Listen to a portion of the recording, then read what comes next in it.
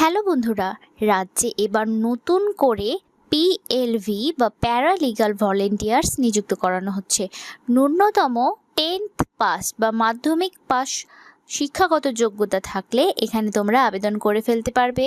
কোনো রকম কিন্তু এখানে রিটেন এক্সামিনেশন তোমাদের দিতে হচ্ছে না। কোনো রকম রিটেন এক্সামিনেশন ছাড়াই কেবলমাত্র ইন্টারভিউর ওপর ভিত্তি করে পিএলভি বা প্যারালিগাল ভলেন্টিয়ার্স নিযুক্ত করানো হবে। এখানে মেল ফিমেল উভয় ক্যান্ডিডেট কিন্তু আবেদন করে ফেলতে পারবে।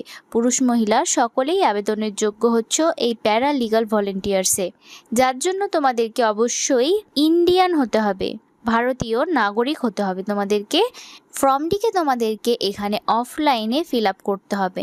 অফলাইনে তোমরা ফর্ম পেয়ে যাবে, সেটিকে ফিল আপ করে নির্দিষ্ট ঠিকানায় জমা করলেই তোমাদের অ্যাপ্লিকেশন ফর্মটি কিন্তু গ্রহণযোগ্য হবে। তো আর কি তোমাদের যোগ্যতা থাকতে হবে, বয়স সীমা কতর মধ্যে হতে হবে, বেতন কাঠামো কি রয়েছে, কোন ঠিকানায় তোমরা অ্যাপ্লিকেশন ফর্মটিকে পাঠাবে, কিভাবে অ্যাপ্লিকেশন ফর্মটি ফিল আপ করবে, সমস্ত তথ্য আজকের এই ভিডিওতে তোমাদের জানাবো।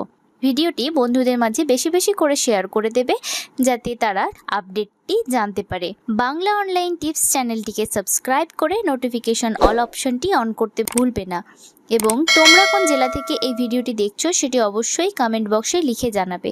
তোমরা কোন জেলা থেকে এই ভিডিওটি দেখছো, তোমরা যদি পশ্চিমবঙ্গের বাইরে থেকে এই ভিডিওটি দেখে থাকো তাহলে সেটিও কিন্তু কমেন্টে লিখে জানাতে ভুলবে না। তো এটি হচ্ছে সেই অ্যাডভার্টাইজমেন্ট নোটিফিকেশনটি তোমরা এখানে দেখতে পাচ্ছ। তো এখানে কি বলা হয়েছে তোমরা একবার এখানে দেখে নেবে যে he or she must be citizen of India. ক্যান্ডিডেটকে অবশ্যই ভারতীয় নাগরিক হতে হবে এবং the applicant must have passed minimum matriculation or equivalent examination.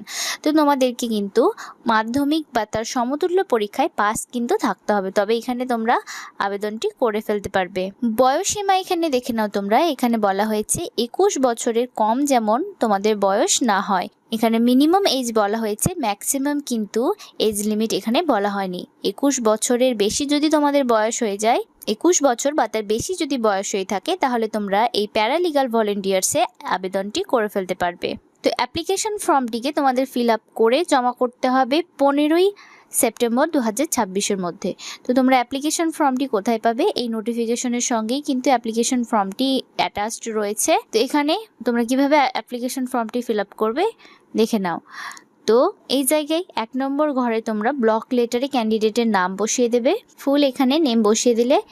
দ্বিতীয় ঘরে তোমার কাস্ট কি, এসসি এসটি ওবিসি নাকি জেনারেল, এখানে বসিয়ে দেবে। তোমরা যদি এসসি এসটি ওবিসি হয়ে থাকো তাহলে তোমাদেরকে কিন্তু সার্টিফিকেট সেলফ অ্যাটেস্টেড করে এই ফর্মটির সঙ্গে অ্যাটাচড করতে হবে।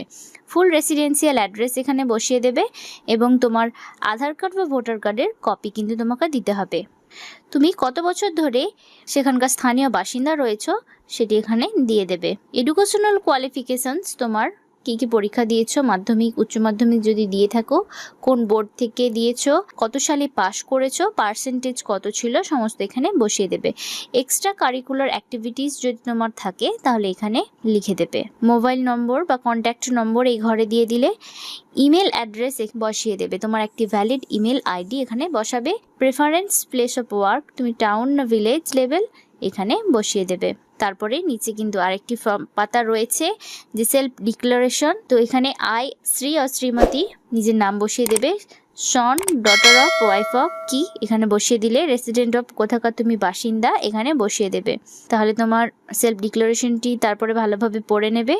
এখানে সিগনেচার দিয়ে দিলে, ডেট দিয়ে দিলে, তো তোমার অ্যাপ্লিকেশন ফর্মটি নির্ভুলভাবে পূরণ হয়ে গেল।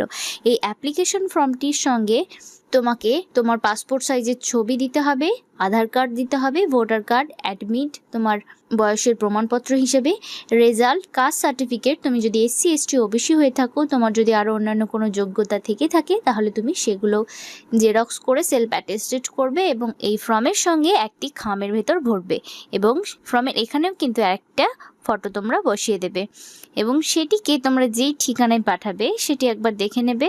এখানে বলা হয়েছে office of the secretary, district legal service authority, district জাজ, কোর্ট কমপ্লেক্স, কালিম্পং। এই অ্যাড্রেসে তোমরা পাঠিয়ে দেবে।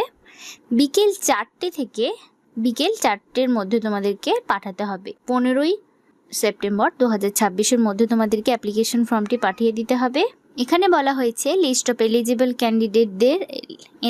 ক্যান্ডিডেটদের লিস্ট, শর্ট লিস্ট। ইন্টারভিউর জন্য তোমাদের টাঙিয়ে দেওয়া হবে নোটিশ বোর্ড অফিসে, এবং যে অফিসিয়াল ওয়েবসাইট রয়েছে কালিম্পং ডিস্ট্রিক্টের, এই যে অফিসিয়াল ওয়েবসাইটটি দেখতে পাচ্ছ, এই অফিসিয়াল ওয়েবসাইটেও কিন্তু দিয়ে দেওয়া হবে।